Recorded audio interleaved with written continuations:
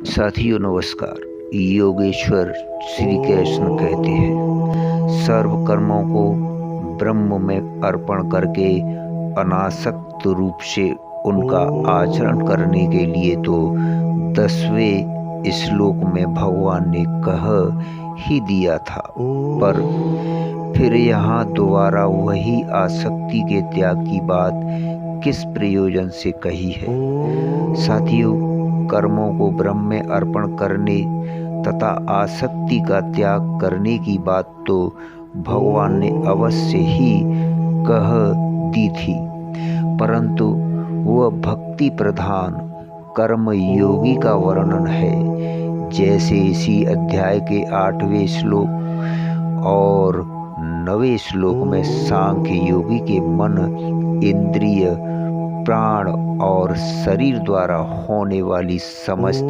क्रियाएं किस भाव और किस प्रकार से होती हैं। मित्रों, यह बतलाया था, वैसे ही कर्म प्रधान कर्मयोगी की क्रियाएं किस भाव और किस प्रकार से होती हैं। साथियों, यह बात समझाने के लिए भगवान कहते हैं कि कर्मयोगी मन, बुद्धि, इंद्रिय और शरीर आदि में एवं उनके द्वारा होने वाली किसी भी क्रिया में ममता और आसक्ति न रखकर अंतःकरण की शुद्धि के लिए ही कर्म करते हैं। साथियों, इस प्रकार कर्म प्रधान कर्मयोगी का कर्म का भाव और प्रकार बतलाने के लिए ही यहाँ पुनः आसक्ति के त्याग की बात कही गई है।